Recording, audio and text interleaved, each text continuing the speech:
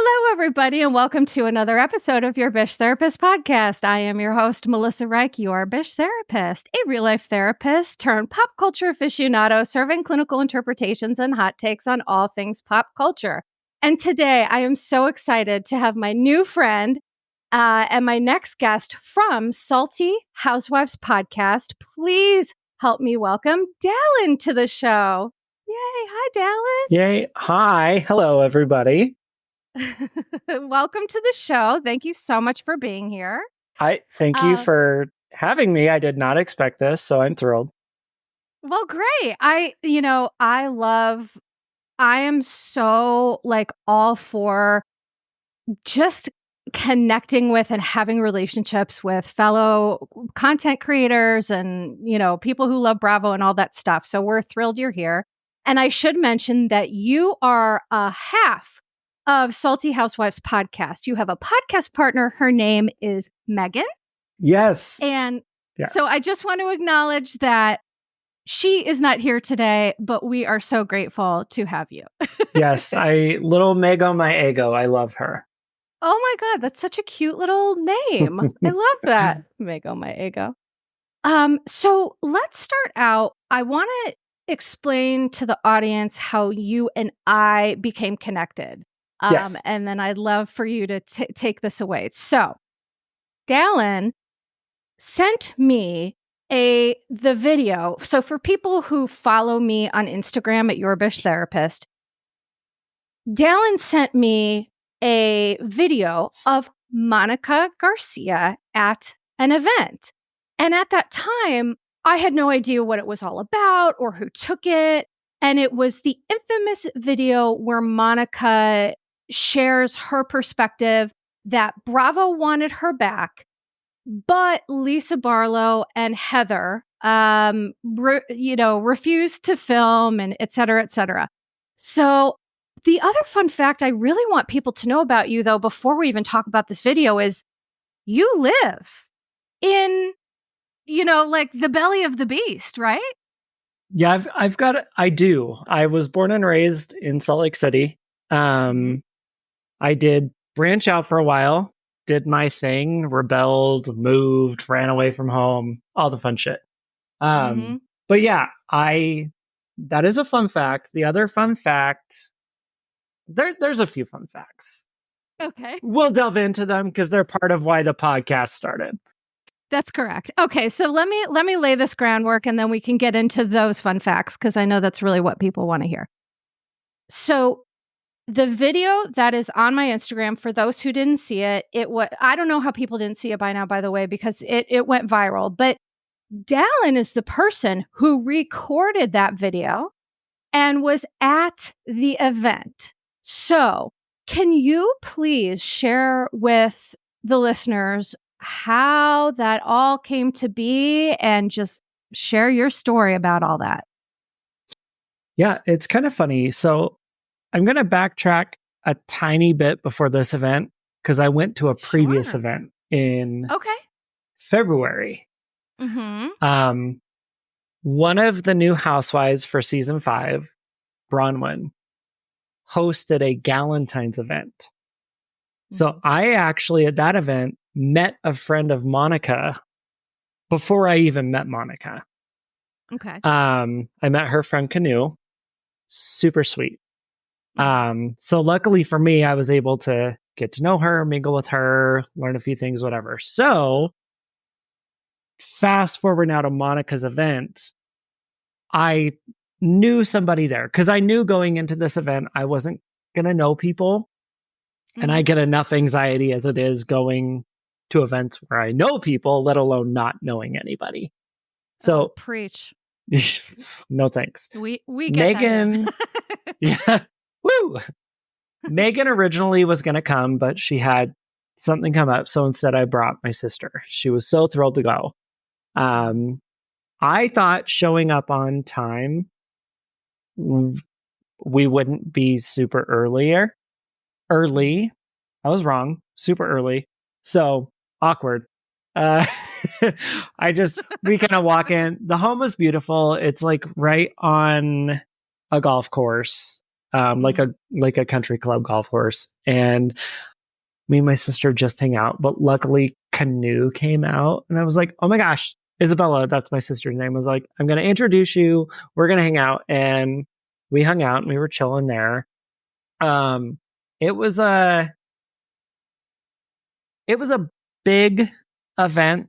There was a good group of people, but it wasn't like massive. It was when it got announced, Monica announced it on her Instagram, and it was like, hey, reserve your spot, limited spaces, this and that. I have the assumption, because you had your name and everything and they knew who you were.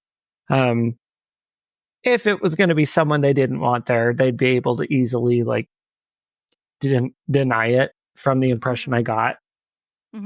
Just because of how the event was and who was there, I think it was purposely set up for like close friends or trusted individuals because of what was said with the video and everything.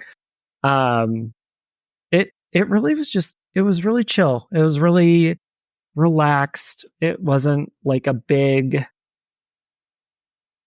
to do. And it wasn't like a big, like, everyone give me your attention kind of a thing. It was just, you know what? We're all here to hang out, meet, mingle. I met so many people.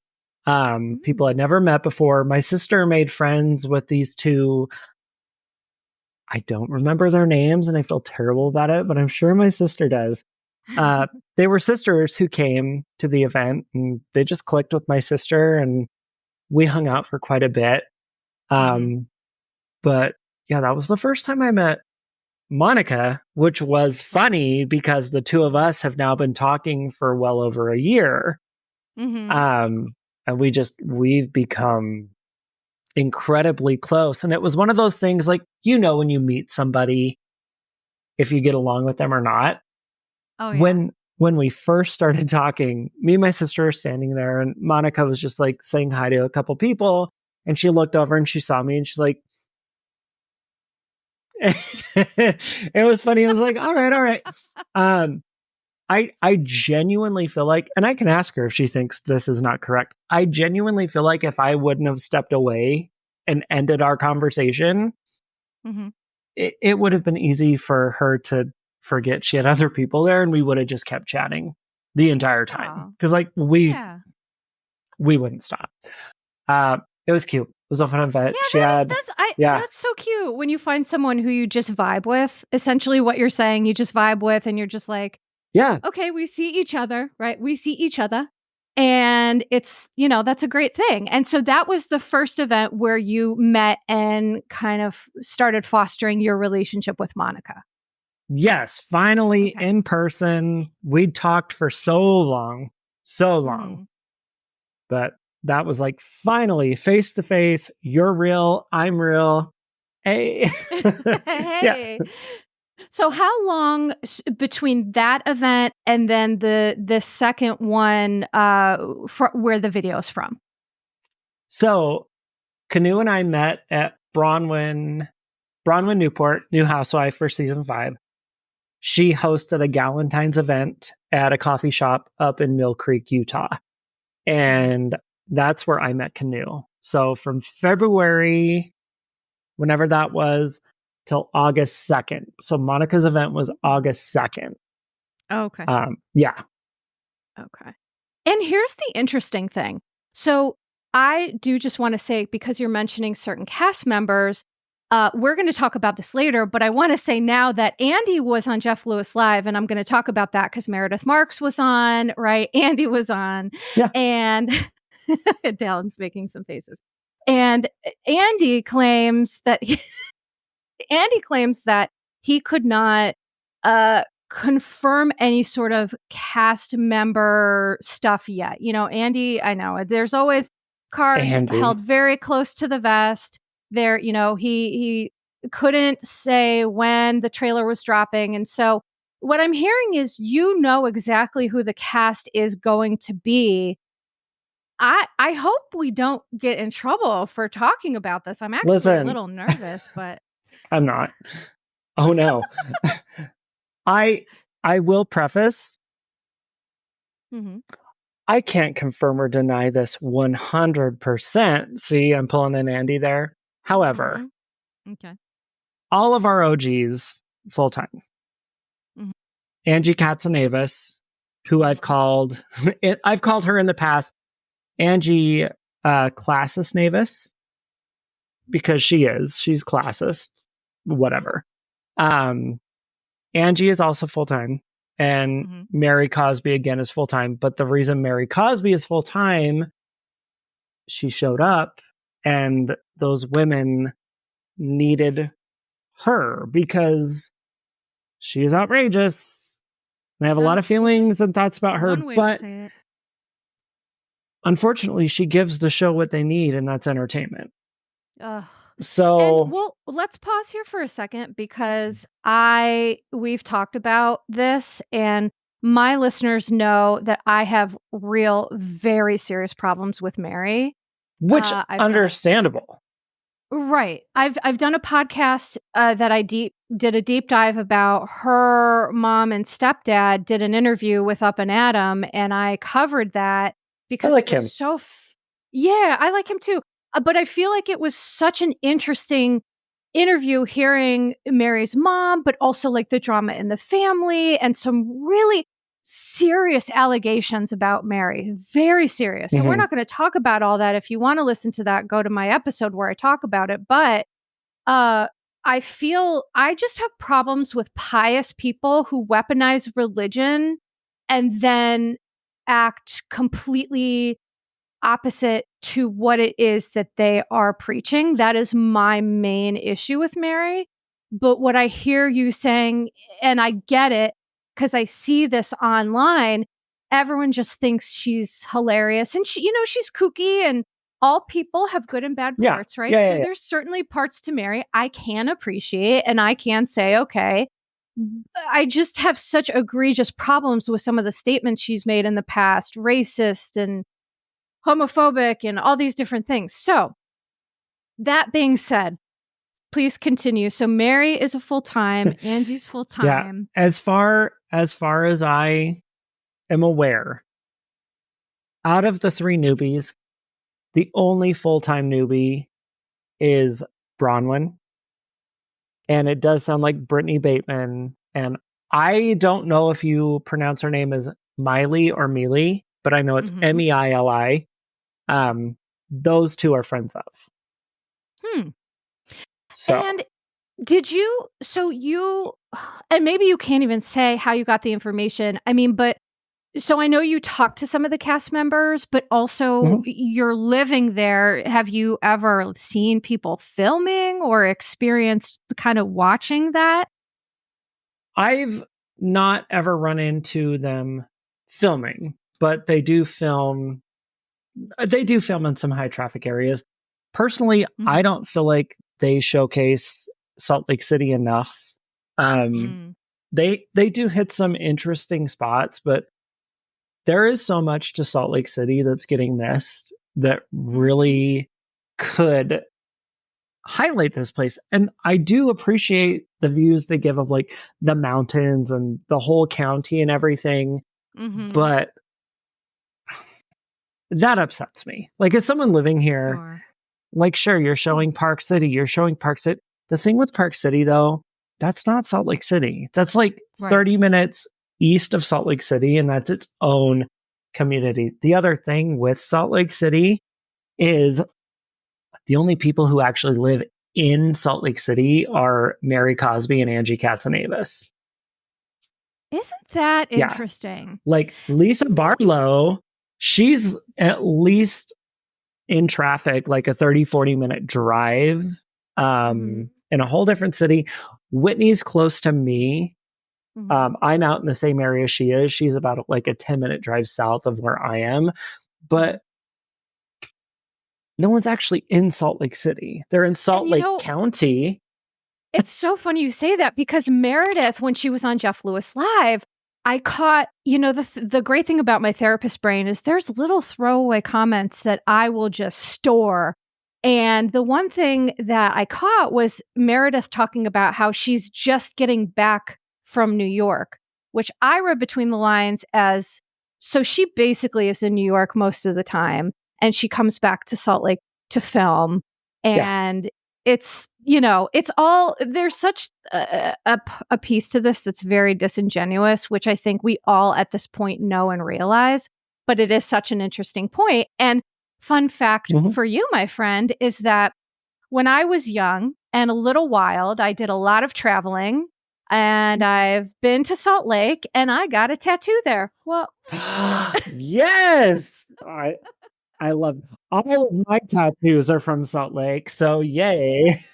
And it's so funny. So I was literally walking down the street, and this was many moons ago. I'm 43 now. I was probably in my 20s, and you do not look 43.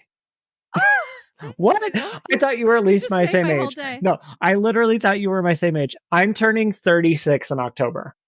Oh, God bless you. No, I'm 43. I am middle-aged, honey. But when I was fun and in my 20s, I was walking down the street, and I saw someone with really good ink. And I was like, where did you get that? And they told me, and I literally went there, and I got the tattoo, and it's, on my arm, and it's a butterfly. It's cute because I love butterflies. Cute. It's it's big though.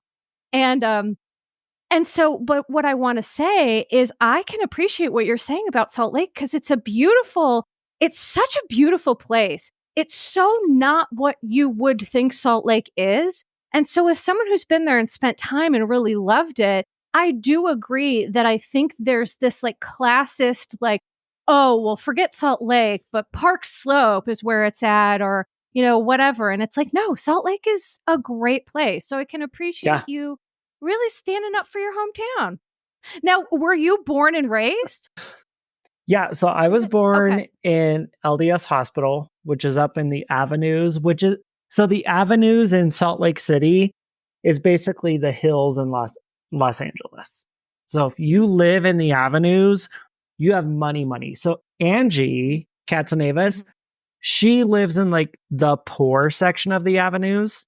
Mary Cosby, though, she lives in like the rich, like she's right behind our state capitol. Like they're, well, of course. So Mary is like rich, and Angie Katzenevas is like, eh.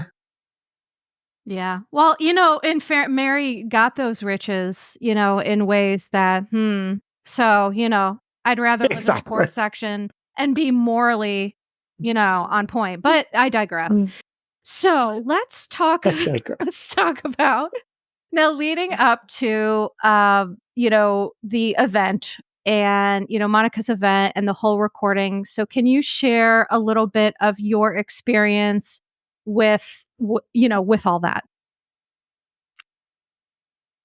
So I'm going to go back to why I even started the podcast.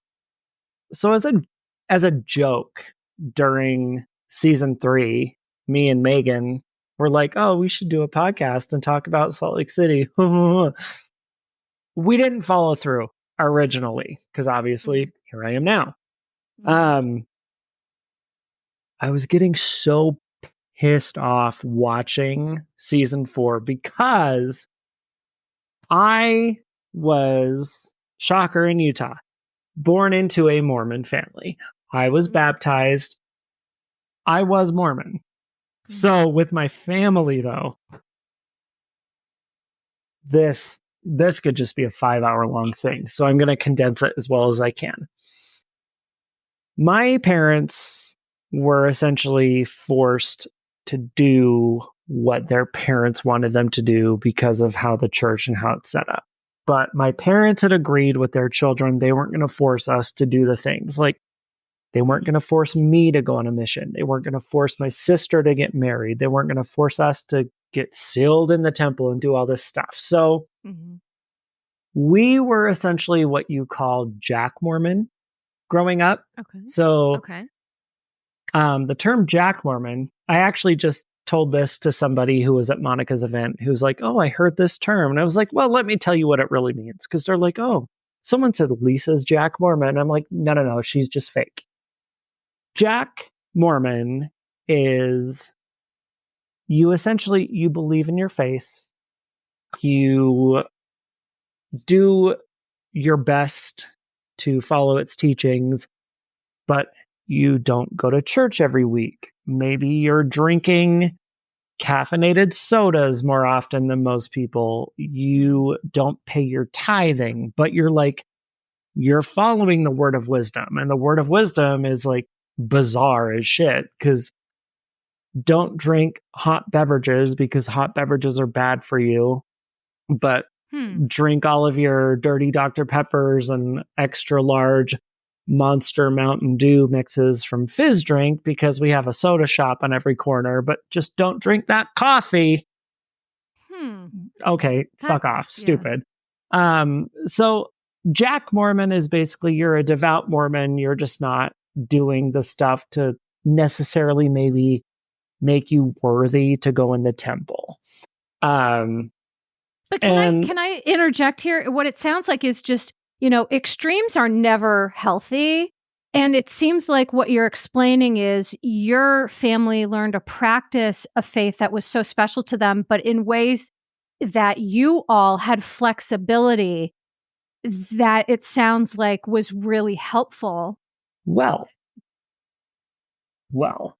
one thing I learned when I was older, because I was the first one in my family to get my names removed from church records. Mm-hmm. And I've been an atheist for years, just years. And then my sister got her records removed. And then my mom and dad waited until both of their parents passed away to do the same, because they didn't want to deal with like the shame, because that's a huge thing here. If you do that, it's the most shameful and unforgivable thing you can do. Having your records removed, you're saying? Yeah. So one thing the church does, and I know this from what my parents have told me, when you get sealed in the temple, they'll give you a temple name. Mm-hmm. So when you get married, like they'll give you a name, and your name, let's say, is Emma. Okay. Mm-hmm. And then they'll give your husband a name, and let's say his name is David. Mm-hmm. They tell you when you die and you go to the gates or wherever you go when you're entering heaven, if you have forgotten your name, you will not be accepted. And with that, they also force that they want you to have all these children and have these families, because family is eternal and your family will be together forever. And once you die and you're reunited, you're going to be together. But if you forget that your heavenly name is Emma, sorry, can't get in. Wow. Yeah. So my parents, when they were getting sealed in the temple, it wasn't until after they both, at that point, neither of them wanted to do it. But because of the fear of how they would be viewed if they disappointed their family, they did it. Well, sure. And I think what you're talking about, there's a whole area of psychology with this topic in terms of religion and how religious mores and norms within a family, it impacts your mental health and well-being so much, because, listen, I respect anybody, and I always say this, whatever anybody wants to practice or not practice, mazel, right? Yeah. Do what's best for you. Exactly. What I'm hearing is that it creates, especially for you and for some other folks, an undue stress that isn't maybe what spirituality should be about for a lot of people. And so I'm grateful for you talking about your experience with that, because you're not alone. I have a lot of listeners who have talked to me about or DM me about being raised Mormon or growing up in sort of other religious kind of cult type situations. And I'm not calling Mormonism a cult. I'm not saying that. I'm saying I am. That's fair. You can say that. You can say that. I am. The point I was trying to make now with that was the reason I started this Salty Housewives podcast was actually in defense of Heather at first. Oh, wow. I know, knowing me, that's shocking. So it was in defense of Heather because in season 4, everything that Heather is telling Lisa is entirely true about the church. Everything Lisa is saying, Lisa is so batshit. So that was how it started. And then I was recognizing things that were happening with Monica. I have a family member who has a mother, just like Monica's mom. And so when I was seeing that play out and just like, whoa, but then also seeing the ugly things people were saying about how Monica was being so bad with that. And I'm like, wait, because I've seen my cousin who for 7 years until my sister was born, that cousin of mine was basically my sister. Like, we've cut that aunt out of our life because of how bad she actually is. So when you see that on camera and you can relate to that so well and just be like, whoa, and like some of the things said, and that was wild. And so then it turned into like, I was sympathizing more with Monica. And then that was when I was kind of learning behind the scenes things through like other people. Because one thing I should also say, I was close with Jen Shah. Oh. We were friends. So I was also a friend who was duped by her. Now, we weren't friends that hung out. We became friends through the show. And I was like, I had sympathy for Jen Shah as a person. But also that didn't excuse a lot of what she was doing. So I related to her on that level. And we did get close. There were actually a couple times when I was with one of my best friends downtown, and she'd be downtown too and be like, oh, where are you? Let's hang out. But luckily for me, I was too drunk to actually be like, hey, come over. Yeah. So that never happened. Whoever thought alcohol would have saved somebody? That's usually not how it goes. Me. Yeah, I wrote her once in prison. Once. And then that was kind of when I was learning all the stuff with Monica and Cohen, how she really treated people and what was really going on. And then I was like, oh, so I was duped. Yeah. I was also duped. And here's the thing. I feel that is such a terrible feeling to... And here's the thing. I can relate to this on some levels because for me, coming into this arena, I've had a lot of housewives reach out to me. A lot. I've talked to a lot of people, and I'm a vault, and so I'll never say who or what. I mean, people know I've talked to Jackie because I've been on her show twice, but other than that, I'll never say. But the fascinating thing is when you're a regular person interacting with these people you're watching on TV, there is a very interesting psychological experience that takes place, right? But then for me, part of being friendly with a bravoleb also means in the back of my head being super aware that I'm probably being manipulated. Yes. That obviously resonated with you. So I will say one thing. When I say something, like when I'm saying something, especially on here, I have something to back it up. So if for some reason I say something and someone wants to come at me and be like, that's wrong, that's not true. Okay, I have something. Obviously I'm close to Monica. I became close with her. We're friendly. I have a group of really good close friends, and then I have a group of just like friends. She's in my friend group. Like we are friends. There's people that know her that I consider friends. We're not close, but I consider them friends. Whitney Rose, first off, I never liked her. She's never been my favorite. I always got a weird vibe from her from season 1, but it wasn't really until season 4, after reading Heather's book. What sparked this with me was I read her book, and I know Whitney had her issues with what Heather put in her book, but what was happening on the show for me we weren't getting a full picture. None of it made sense. Because I read it. And even when I read that book, I was like, why did Heather put this in? It wasn't anything graphic. It just felt like it crossed a line. Because I just thought to myself, like, if I had an interaction like this with someone I knew and who I claimed was my cousin, I wouldn't share it. I wouldn't say it.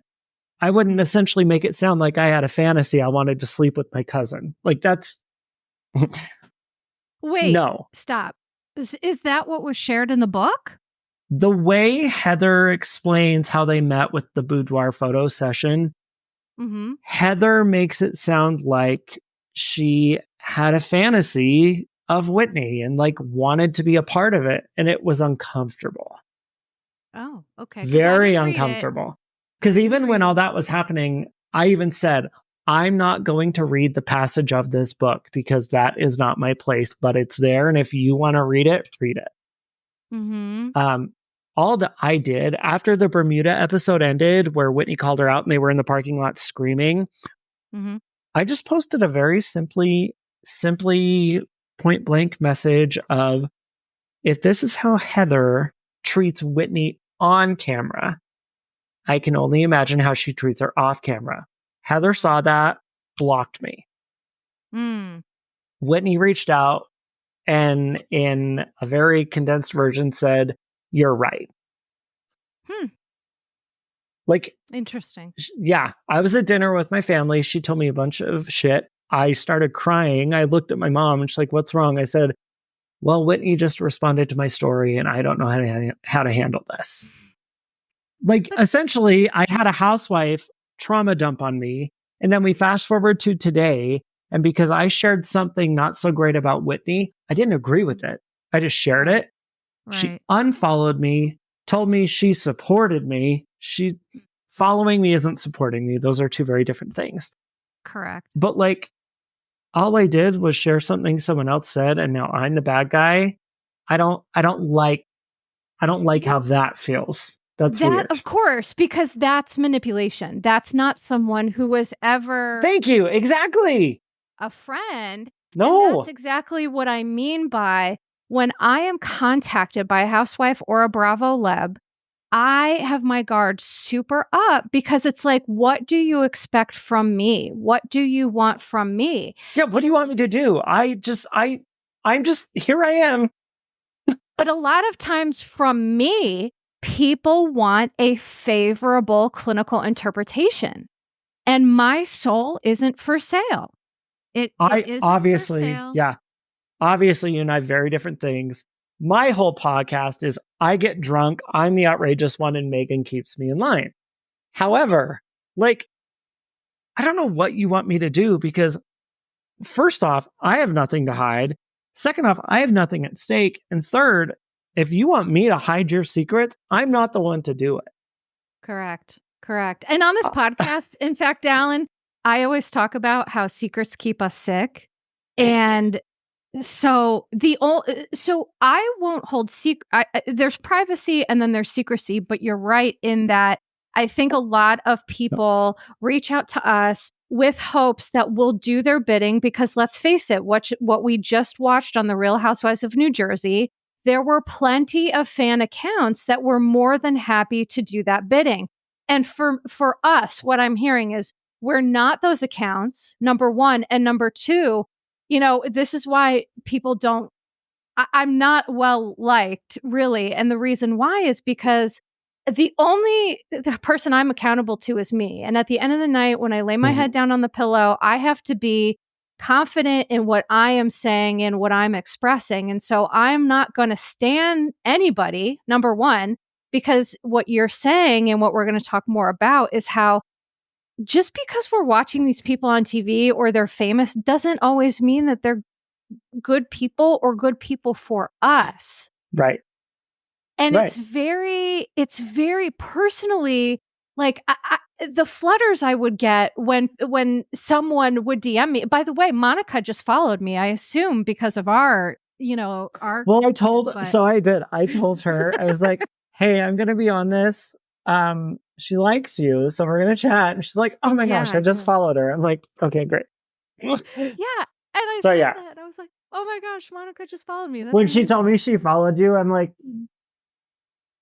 awesome. Yeah, no, that was really sweet. And to be clear, I have always stood up for Monica in that I did an episode where I talked about, I did a huge psychoanalytical therapeutic deep dive on the relationship between Monica and her mom. Yeah. And I have a lot of empathy for Monica. And I think, unfortunately, some of her behavior, it makes people discount her. But I don't think that that's fair, but that is her, like, that's for her to deal with, right? But she seems like a lovely person who I've never met, and well, oh my gosh, one thing my sister said. So my sister was glad I took her to this event because she was like, there's something I've always wanted to tell Monica ever since we saw the reunion. When she met, I might tear up with this because it was so cute. She met Monica and she told her how watching that reunion just upset her so much because no one let her have a voice. No one let her speak. She's like, I just felt so bad for you. Mm-hmm. My sister and Monica were both like tearing up in that moment together. And I'm just like, you're such a good person. Like, this is so sad. Yeah. It was painful to watch. It was painful to watch, but also it's hard because I root for Monica, and sometimes I'm honest that she does things that bite her in the butt. And, I Right. get it. I get it. I understand it. And I think that she does have a really, really wonderful heart. So what frustrated me is the video that you shot. And, I don't know for you, but for me, I got a lot of people in the comments just so nasty. And personally, I have a great community of folks, very tolerant, very loving. And so this was people who didn't follow me. And I was like, oh, the internet is so gross. Well, the thing I loved, there were people, I mean, the people that actually commented about something involving the video, I would engage with them because at least you were trolls are rough. I feel that deeply. But I think it's wild when you support somebody, or at least for me, I have a lot of empathy and compassion for all these people, whether I like them or not. And that's not a popular, it's not a popular stance. No, but it's funny because, like, sure, I talk my shit on Heather and Lisa, and like, I want them to be exposed and I want like a downfall to happen. But at the same time, wishing harm or ill on them or people around them, that's gross. Yeah. I don't like them. I don't want them to just like die, or like, let's not wish harm on people, but let's just hope people get what's coming to them. Like, there's a big difference. For sure. Absolutely. And I've had to be held accountable for stuff. I'm not perfect. I've done some stupid shit. And guess what? I've been held accountable. Yeah, Dallon, guess what? Welcome to being human. I do stupid shit too, all the time. So going back to the video and, your experience at the event, I've heard you say it was incredibly fun. So fun. And Monica, said what she said. But one thing I want to share with the audience and with you, and I'd love to hear your thoughts on this. So Jeff Lewis had Meredith Marks on the show. First off, I hate Jeff Lewis. Anyway. Okay. Oh boy. Well, people are going to come for you after that. I hate Jeff Lewis, and I don't care about saying it. He's obnoxious, and he thinks he's a know-it-all, and it's like, buddy, take it down a few notches. All right. There you go. There you have it. And so Meredith says, oh, and by the way, Andy Cohen, this was the most interesting thing. So Jeff was in New York. He's normally tapes in LA, and so he was in New York, and that's why Meredith was on, because she actually really lives in New York and not in Salt Lake, but whatever. Exactly. Just call her Jessel Tank. Okay, Jessel Marks. So Andy comes in, and they immediately, again, bring up Monica's video. And the thing is, I can understand your anger towards Jeff, because he really talks about Monica worse than a dog. Like, he talks about her like she's poor, she's ratchet, all of these really pejorative terms. All she was trying to do was take down Jen Shah, who was defrauding elderly people and treating her friend group like garbage. what did she honestly do so wrong except maybe deceive people to take out Jen Shah? Somebody please clue me in on what's so bad about this. And she has a mother that she's tried to deal with, but you don't like how she's dealing with. Well, and that's the thing. I think that we're talking about human people, right? And so people do things. And while the account, I get it. I get what you're saying. That doesn't make it okay, but it also doesn't make her an awful person. And I think that I feel that it's a bridge too far for Heather to support Monica, but she can support Jen, with all it. So it just doesn't, it lacks common sense. But here is what Andy said when they brought up, the allegations. Andy, in his very signature annoyed tone, he did a deep sigh and he says, I can't speak to that. But the way that he said it was just like, it spoke a lot without saying a lot. And then Jeff asked Meredith if she would film with Monica. And she says, at the end of the day, that's not my choice. It's up to Bravo and Andy and Shed Media. She continued to say, contrary to what's out there, I don't think any of us have any control over that at any level. Mm-hmm.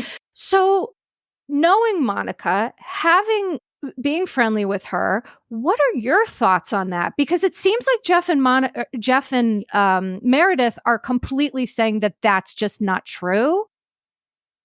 I have simple. It's not like a big outstanding thing. It's just a very simple thought. I mean, for over 15 years, I was a performer. I was a stage manager. I've done theater. Like, I know how things work. I know politics of stuff like that. I get it. Meredith is being smart in her answers. I think she is skeptical of what Monica is capable of, but I don't think that Meredith has completely closed the door. Meredith respects Mary. Meredith and Mary are close. Mary and Monica, they genuinely get along. Like, there is a genuine friendship there. Mm-hmm. Whitney is someone who could have a genuine friendship, I believe, with Monica, but because Whitney is so two-faced and so self-absorbed, there's a darkness, in my opinion, to Whitney that none of us have seen yet, and that makes her untrustworthy. So I think for Meredith, giving that sort of an answer keeps her safe, whereas casting and other decisions are concerned. Because I do fully believe that Bravo did ask Monica back, because Monica and I basically gave them their season 5 opening episode. I mean, that is the fact of the matter. I have 20 plus screenshots of it confirming it. It is what it is. So, I mean, of course, you're going to give that person a chance, but because Lisa and Heather are they're not powerful. They're just aggressive and they're intimidating and they're bullies. That's exactly what they are. So the production company, in my opinion, knows in order to keep the peace, they have to deal with what they're given now. I believe Meredith and Monica, if they did get the opportunity to have like a genuine sit down, they'd be fine. They'd be fine.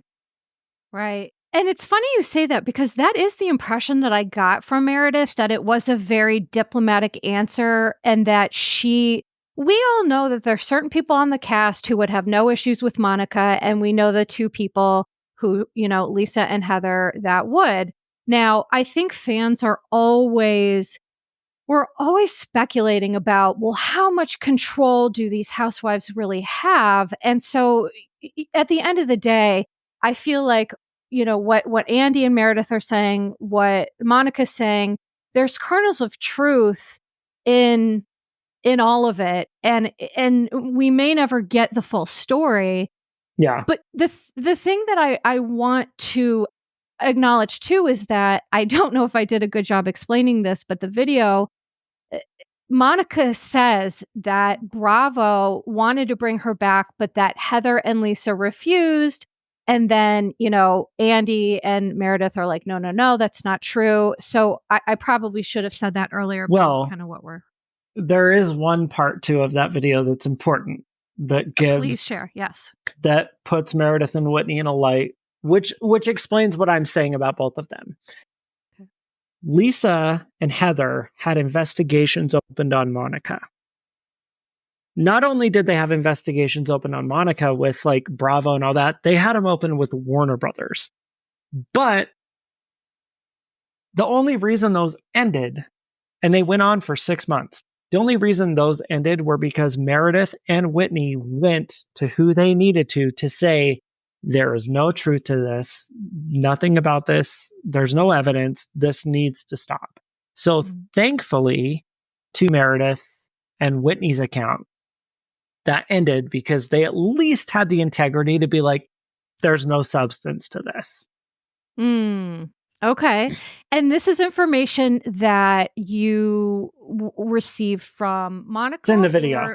It's in that video. Okay. Yeah. And it's funny because I watched it, obviously. You sent it to me. I posted it. I watched it. And I guess I'm just having amnesia. Is that which is a common housewives thing, right? Oh, I have amnesia. I don't remember that. No, it's fine. The two bombs that she drops are that they tried to bring her back, but Lisa and Heather said they would walk. But then the other bomb is that Lisa and Heather opened that investigation. And the only reason that investigation ended was because Meredith and Whitney actually went and said, there's nothing to this. That's right. And thank you so much, because that second part, I swear I blacked out on. But now, yes, you're absolutely right. I think because so many people were so over-focused on the whole, well, that's not true, Bravo didn't try to bring her back, that, all that other stuff kind of, yeah. They did. And I mean, there is a lot of other stuff I know, but it's like, obviously I can't say, because it's like the stuff that at that point, eventually people would come after me. I don't have the time for that. I don't make money on this. Are you kidding me? This is a hobby. This is like all of you people go out and party and like do shit. No, this is my hobby. Thank you. Well, and I think too, to a certain extent, it's like drama is great, but we have to be mindful of how we're participating, because we're regular people with regular lives and, jobs and things like that. And so, for a lot of housewives, talking crap on social media is like the job. But for us, I do find it so interesting how we really have to actively work not to be kind of sucked into that, because it is really easy. And here's the thing. I feel like Salt Lake, I want to get your thoughts on this, because for me, Salt Lake as a franchise always seemed like it didn't quite fit for me, because it seemed like they were fans and not housewives first. Like, I don't know if I'm explaining this right, but I feel like when all the other franchises. Oh no, I get what you're saying. You know what I mean? So what are your thoughts on that? There is just something about, there's something about Utah in general, and also Salt Lake City, that just makes it so fascinating. And it is the fact that everything happening on screen, this is Salt Lake City. Like, just recently, and I can't get into it because if I said it, my friends would hear it and they'd be like, you just shared so much. There was so much going on in my friend group over this last weekend that my friend group was basically experiencing the Bermuda finale and the Tom Sandoval scandal at the exact same time. But that's just like a Tuesday in Utah. Okay. The dynamic here, I think another thing that gets lost on people, and it would be more easy to understand if the Mormon church aspect of Utah was reflected accurately in a show. Nothing about how it's reflected on the Real Housewives is accurate. So anyone who thinks they're getting information on the church off that, even though Heather does say stuff that's accurate, there is nothing reflected about the culture or the attitude or anything on that show. The culture impacts so much of what happens in Utah that if you genuinely lived here for a couple of months, you would see how this state is just an entirely different world. Utah could literally just be another country on its island somewhere else because of how much influence the church has on politics and social construct and zoning and just everything. And it's one of those too, where even you have the church culture, the people born and raised in it. You have the church culture of the people who were converted and moved here thinking that this was some sort of Zion. It was some sort of paradise. And then they realize, oh, these are the crazy Mormons. And then you have the people who were born and raised here who were either part of the church and left it, or you had the people born and raised here who were never part of the church but stuck with it. And then you also have the transplants to Utah who are made up of every different culture, religion. Mm-hmm. It genuinely is unexplainable. And the one thing I will tell people, with like the South and that whole culture and their views and how dangerous some of them are, Utah, the best way to explain it to people is Utah does belong in the deep South, but with the views of Mormonism and how outrageous they are, in my opinion, they're a bit more far-fetched and worse than like evangelical Christianity. It's just the hold it has is unmatched. Like they make up barely 1% of the religious population, but the way you speak to anybody who's Mormon, they are fully convinced the world knows about them. And it's like, sweetie, you are insignificant. But in Utah, it's... Right. I think what's so important is what you're talking about is that every geographical location, there are different cultural expectations and societal norms and mores and all this stuff. And so what you just said about Salt Lake City makes so much sense to me as to why this franchise feels the way it does. It feels so different than all the other ones. And that is such a wonderful explanation. So thank you for that. It really does make a lot of sense. And I can understand how that kind of, they talk about separation of church and state. And it sounds like in Utah, that's like... No, the church runs the state. So the church runs the state. Right. So, so that is such a fascinating, that's just so fascinating. And you know what, Dallon, the other thing I wanted to, I don't know if you knew this, there were two things about Meredith Marks that they brought up on Jeff Lewis Live that I thought were so fascinating. And I don't know if you ever heard this, but the one was that Meredith had a stalker for 2 years before she was even famous. I did hear this. Yeah. I was like, holy crap. And of course, this is where I believe maybe she lived in Utah, because I've actually had stalker situations. And when I was in theater shows, I'd have to tell like the production crew, like, hey, I have a stalker. They might be coming to the show. Keep an eye out, blah, blah, blah.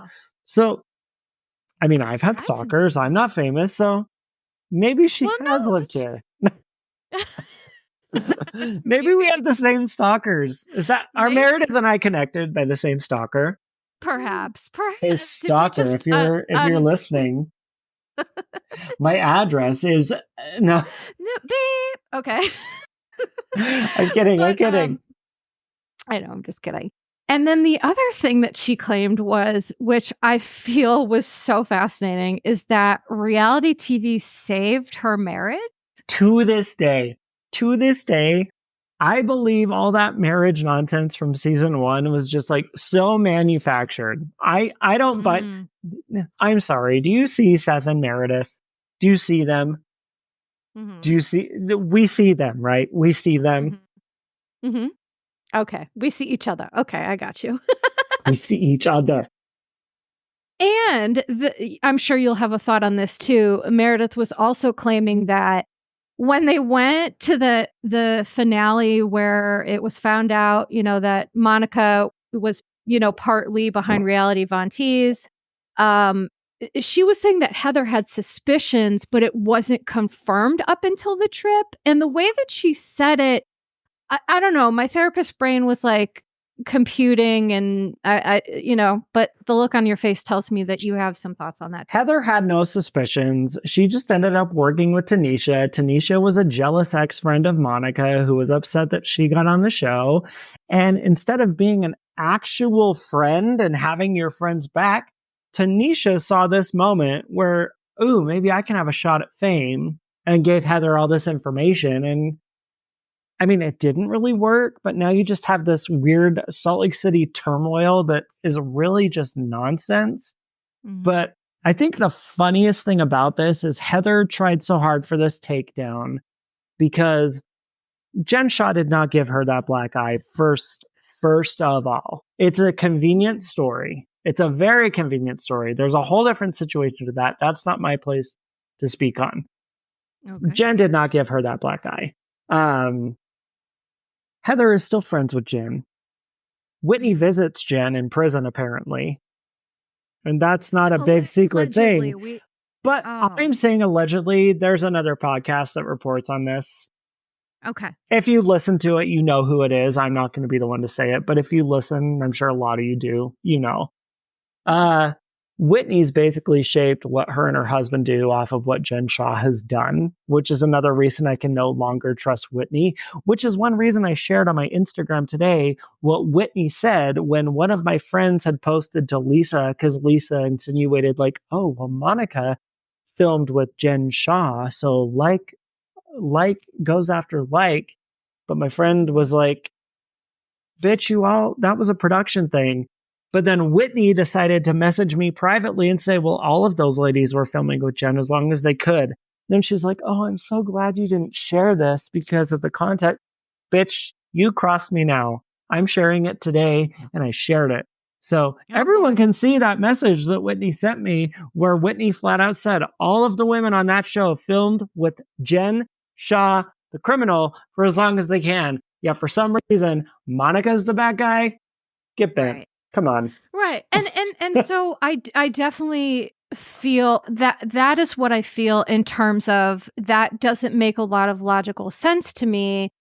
It's certainly not apples and oranges, right? You can't compare apples and oranges, but there's a thread between both situations that just doesn't track. It just doesn't make sense. So, Dallon, you have more than spilled the tea today. Lots of stuff discussed today. I just want to thank you so much for being here. And of course, please plug, promote, let everybody listening know, where can they find you? Where can they find the pod? What are your socials? Let's tell everybody, please. Yes. So Salty Housewives Podcast. You can find us on Spotify, Apple Music, Apple Podcasts. We all know that though. iHeartRadio, and Amazon Music. We have a full recap of The Real Housewives of Salt Lake City Season 4 up. There are a couple episodes of me introducing Megan to The Real Housewives of Atlanta because that is my all-time favorite franchise. I will die on that hill. Me too! Yeah, no. Yes, Atlanta is my number one. My number one. I swear to you, me too. Oh my gosh. Yes. That is so funny. And I will say, even the worst of the worst, there's not a woman on that show that I do not like. Same. Love every one of them, flaws and all. Same. And can I interject 1 second? I don't stand anyone except for Cynthia Bailey. Cynthia Bailey is my love her. I love her. I think my queens are her, obviously. I feel like she was not appreciated enough, and she needs to come back. Eva needs to come back. Oh, agree. Love Eva. Love her. Yeah, no. So there are the Atlanta episodes where I introduced Megan to it, and there is a collaboration I did with New Jersey with the Who Said Are You On podcast, but then I stopped it because I was sick of New Jersey and no. Yeah, and then I have a couple of solo Orange County recaps, but I stopped them now because I'm too busy. So for now, the podcast for season 2 is on pause, but we will be back in full force with Salt Lake City and Atlanta. You can follow us on Instagram, Salty Housewives Podcast on Instagram. Very active on there. That I run it like a second job. You can also follow Megan X Golden on Instagram, and you can follow my personal page, Dallon.Thorpe on Instagram. Beautiful. And, listen, when Salt Lake comes back, I think we should do another ep and maybe even have Megan on. Maybe we can do a little something, because here, I'm going to be honest. I have such an issue with Mary that I almost wasn't.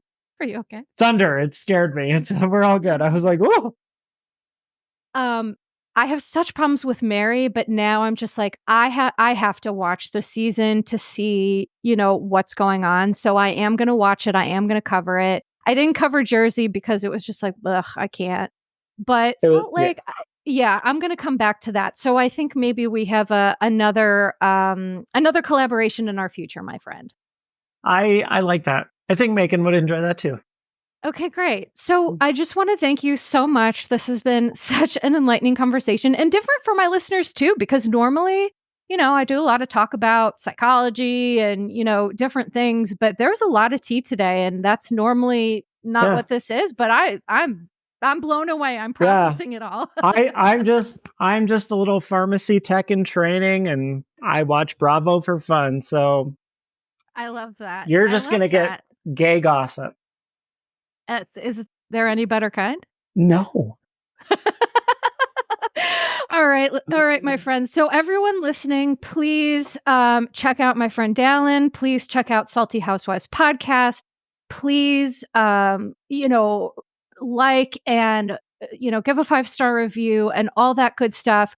Please also don't forget to follow Your Bish Therapist on Instagram. Please give the podcast a 5-star rating. And next week, I'm going to be doing an episode covering Surreal Life Villa of Secrets with Vanderpod Recaps Lindsay Lime. Have you been watching that, Dallon? I refuse. There's no way. I can't. No, I can't. Okay. All the clips I've seen, I'm just like. I swear to you, I respect you 1,000%. I feel like it's a sleeper hit. It's been so well for me psychologically. People have to remember, I don't know if I didn't have the psychological component, if I would find it as fascinating. Okay, but fair. There's a lot of, you know what I'm saying, clinically, that it's my jam, and that's probably why you don't love it. I can only watch so much reality TV because my personal life is like a reality TV show. So like I have to limit it. Oh, of course. You don't want to be an overload. Yeah. No. All right, my friends. So for today, we're going to say goodbye. Thank you so much for listening. Please take care of yourselves and each other. And I'm just going to read my disclaimer real quick, especially after this ep. Disclaimer: posts are not intended to diagnose, treat, or provide medical advice. Your Bish Therapist is for entertainment and informational purposes only. The podcast, my opinions, and posts are my own and not associated with past or present employers, any organizations, Bravo TV, Greyheart Productions, or any other television network. The information in YBT Podcast and on its social media is provided for general informational purposes only and is not intended to diagnose or treat. Please do not act or refrain from acting based on anything you read, see, hear on YBT Podcast or associated social media. Communicating with YBT via email does not form a therapeutic alliance. Melissa, operator of YBT, is unable to provide any therapeutic advice, treatment, or feedback.